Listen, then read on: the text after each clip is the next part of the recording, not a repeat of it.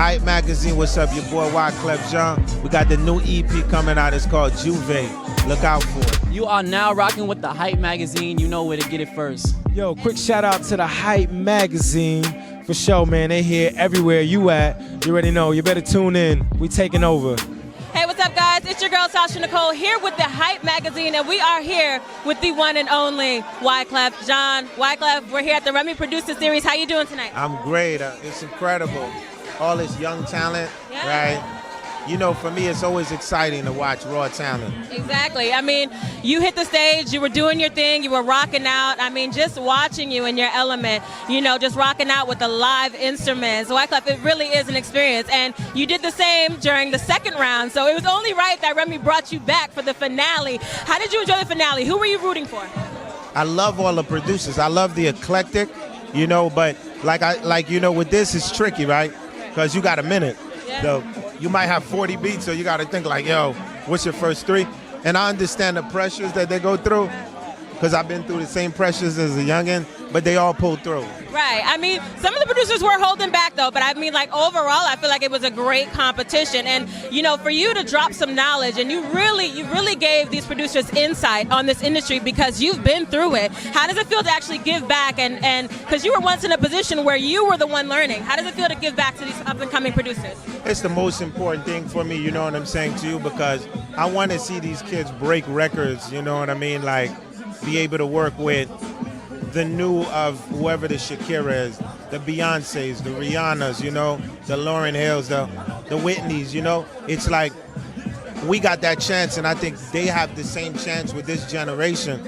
And I think we have to just keep passing off that beautiful information to them. Right. And I mean, you gave a story about Whitney in the studio and had everybody rolling, and you basically said that producers, you can't be afraid to hold back, because at the end of the day, this is your product.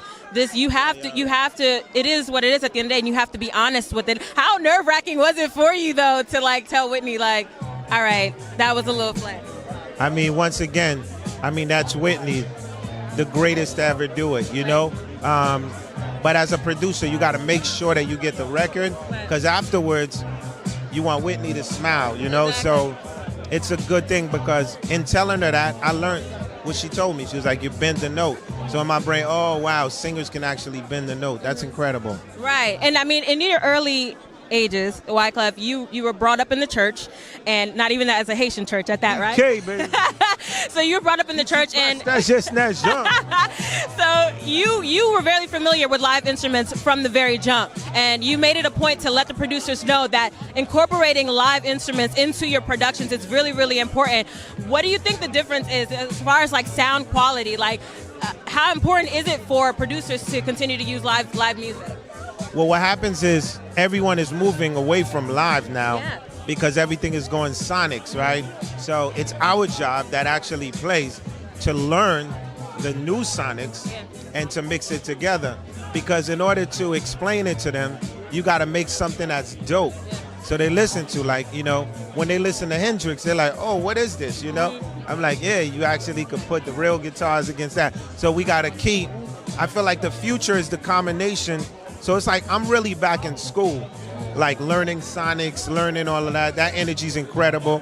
For me, as a producer, it's like music. You could never stop learning. Exactly. But for the kids to respect it, you actually got to do a record, and they got to hit, and they got to feel good, and they all going to want to rock with you. And that was going to be my next question, because your daughter is like your greatest influence right now as far as like keeping up with this generation. I mean, times are different now, Wyclef. I mean, right now, I mean, I call it viral quickies in this industry. I mean, stuff that, you know, it goes viral for a minute, you rock out to it in the club or on the radio, but it's like the music that has longevity at the end of the day. That's the music that we really want to hear. So in order to keep up with the times, like, how do you balance? Is it a challenge for you to, like, you know, keep up with the new generation? The best way to explain it to you, you know, Young Thug, Jeffrey, his mixtape, the first song is Wyclef Jean. So all you gotta do is listen to that, and then you hear like how, you know, we influence that generation. It's the same way he would influence me, right? So in other words, I think like each one teach one, but always remember, the pulse of the music is always the youth. So once you can't understand the movement of the youth, you've lost the music. And once again, all right, so they call me the student master. You know, because I'm constantly learning, and I'm gonna keep learning. You should keep learning. Never stop learning. This is your girl Sasha Nycole here with the Hype magazine. We're here with one of the semi-finalists from season 2 of the Remy Producers Series. We have the one and only Evan Brown here. Hold on, all right. Evan, I mean, you just killed the stage. Amazing, amazing job. I mean, you made it right to the very end. You were like one vote away from vote. This battle was a very intense battle. Like, how was it for you? I mean, how many rounds was it altogether? 6, right? We did 6 rounds. What? 7 beats? 6 beats? Yeah. So it was really intense. It was a good battle. Lord won. Yeah. He brought the heat. Overload. He won. It was a really good battle. You know, that's all. You know, good battle. Do you feel like you gave it your all tonight? I feel like I gave it, you know. I ain't gonna lie, I feel like you was kind of coasting on us, and I heard a few times that you have some fire under your belt. Were you afraid to like unleash everything all at once, or what was your strategy going into this competition? I feel like my beat selection could have been a little bit better, but I felt like I gave it a good you know shot. Mm-hmm. It was pretty good. I mean, hey, you made it to like the semifinals. Yeah. So, but you know, he took it. You know, blessings to him. He deserved it. He deserved it. Now, what type of producer are you?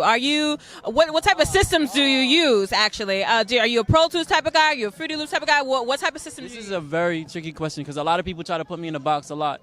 Like, I was just in a meeting with Chris Gotti the other day. He tried to put me in a box. But me, I'm a musician first and foremost. I've been playing keys since I was 8. Oh, okay. You know, I've been involved with the Grammy Foundation, things like that such. But I use Logic, and I use a lot of live instrumentation as well, like guitars, tambourines, pianos, whatever it is. So Now, Wyclef made a point in the beginning of the session, which I thought was really good. He said that it's important for producers to know how to play live instruments and incorporate that into their productions. How important was that for you to not only learn how to play instruments, but to also incorporate that into the projects that you're working on now? It's vital because I feel like me learning how to play piano at such an early age has got me to the point where I am now. You know, to be able to put, you know, different chord progressions or any part of percussion or any kind of sequence to my tracks, you know, and also work with artists because, you know, I know pitch, I know tone. I can actually go in the studio and work with artists on vocals, things of that such. So I think that's played a major key in my career so far.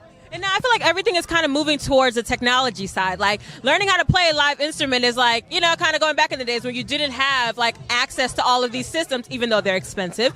But I mean, with these systems being able to play like live instruments and stuff like that, is there a difference in sound? I mean, I'm not a producer. Is there a difference in sound between a live instrument versus what you can find in one of these systems? Always, because, you know, bringing a live band or a guitar or a piano, anything like that, it always brings more character to your production. It makes things, you know, sound. It makes things sound, you know, so much more, you know, better.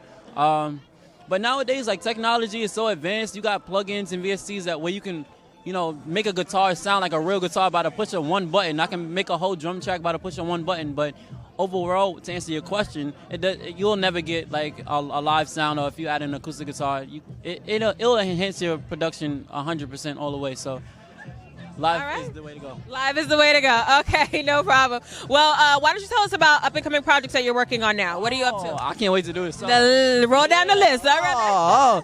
So look, we got. I'm working with an artist. His name is You So Love. He's from Houston, Texas. Okay. Right now, we just came off the Smokers Club tour with G Herbo, Cameron, Smoke Dizzer, the Underachievers. We rocked that. Now we on the bill for Harvest Fest. We're going to be in Maine for Harvest Fest 420. We leave to go there October 6th, so we'll be there rocking that show. And then after that, we're going to hit SOBs. Famous SOBs. Everybody's in SOBs. So we're going to hit SOBs, and after SOBs, let's see what's up. We're trying to go to the Garden, though, see if we can make it there. Oh, yes, because you make it to the Garden, you make it big. Yeah, so my main thing right now is I'm a producer, but I want to really start rocking these festivals. Like me, I want to get in live, like live situations, festivals, concerts. I want to produce my beats. I want to play the beats on stage. I want to be with the artists, recording vocals, all that. So that's where I'm at right now with everything. Okay, now I said that was going to be the last question, but I actually have another question because you just hit on something that I was going to ask you before. How much harder do you think it is for producers to get their credibility in this industry versus like artists, or is it the same? I think it's kind of harder for us because there's so many people that's making beats, and then you got the producers online. They're selling beats for like $10, $5. Yeah. So it kind of makes it harder for us. But how much you selling your beats for? We got to talk about that off camera. Those numbers, we got to get the numbers right. You got to get the numbers, a few zeros behind it. Secure the bag alert. But you know, I feel like if you put yourself in a lane where you're actually branding yourself and you creating your own sound, it shouldn't be hard. Me, personally, it wasn't hard for me because I have my own sound. I play keys. Everybody knows me for that, you know, the musical guy. So I created my own sound, so now I don't have to derive off the $5 guys who sell beats and anything like that. No shade to them, make your money, secure the bag. But me, I'm going for longevity and, you know, a career within this. So. Well, that's what's up. Well, I appreciate you talking with us today. Why don't you also tell the people where they can follow you at? You can follow me on Instagram, Evan Brown, Twitter, I am Evan Brown. What else? Everything is Evan Brown. So anything with Evan Brown, just go find it. I'm there. You see the guy. You know? Hey, what's up, guys? Your girl, Sasha Nycole, here for the Hype magazine. Now, you guys may have seen him on MTV's Are You the One? However, he has a few other things up his sleeve. How did you enjoy the event today? Oh, no, the event was super dope. You seeing, you know, a bunch of producers with variety of talents and you know, things to bring to the table. So, you know, I caught a few eyes. And yeah, it was super dope just to see, like, you know, the versatility of all the producers. So yeah. Right. So the last time we chopped it up, I mean, you were just coming off of a reality show. That was in the midst. We were at the premiere. Yeah. So how did that all end out for you? Is everything okay? Yeah, everything was good. You know, the show went well. You know, we won the show. The show's on Hulu, so if you want to check that out, you know, you can check that out. But I mean, after the show was just, you know, really connected me with just in the industry of entertainment. And I'm a music artist myself, so you know that very much, you know, helped that aspect of it. So yeah, you know, just been working on my music, working on a few projects right now. 1991 is my next album coming out, and Where the Wild Things Are is also my next project coming out too. Okay. So 1991, what is that all about? What's the theme of that? 1991 is basically just about a story of, you know, myself. I was born in the 1991, you know, era, basically a 90s baby, and just, you know, just expressing, you know, my experiences and you know, my love for music, and you know, grounded by hip hop and R&B, and you know, basically from that genre, that era from like the 90s, a little bit of the 80s, you know, on till now, and you know, just you know, basically just you know, take on the generation, and you know, letting them know that there's a new style of music coming out. So right. I mean, now the 90s generation is different, very different from what we're hearing now. And I mean, I was having this conversation with Clef earlier. What I call it is viral quickies. You know, when you go, you listen to the radio and you have your little boom, boom, boom. You have your little quickie moments right here. So how do you feel like the change in times from like the 90s music to like the music you hear now? Are you trying to make music to fit with this generation, or are you? No, I think me personally as an artist, you know, I'm very true to myself, and I'm making the music that's rose, that, you know, that gave me the gift and rose me up. So, you know, I'm very, you know, the hip hop bass, and you know, mixed with, you know, the R&B and the soul. But you know, Wyclef said it. He was talking about, you know, that these, like, you know, like Young Thug and these other artists that we influenced, you know, into like the new age, you know, type of music and their sound. So, you know, to a certain extent, you know, we have to pay homage to that and respect that, and basically, you know, just be conscious of like the modern music that's going on. But in the end, like, you have to stay true to yourself. You know, you don't want to be, you know, another, you know, Wyclef or another Young Thug, another Lil Wayne, another J. Cole. You know, you want to be something, you know, that's authentic to yourself, and that's what stands out. So definitely, that's what I'm on a mission on. So definitely. So I mean, this is season 2 of the Remy Producers Series. Now, were there any producers that you saw today that you might want to get into the studio with? Yeah, Evan Brown, man, was super dope because, you know, he brought me back to, you know, when I was hearing all the classics, you know, the 90s, and even before that, like the 70s, and just a lot of like classic sounds they're really authentic in music that I feel like the world is missing nowadays. And, you know, hey, man, you throw one of those beats my way, you know, for an artist like now, Evan just told us that he's not that cheap, though. I'm just saying, you know what I mean? Like, you know, for the right price, you know what I mean? We can work something out, though, you know what I mean? Like, you know, I'm about the business, but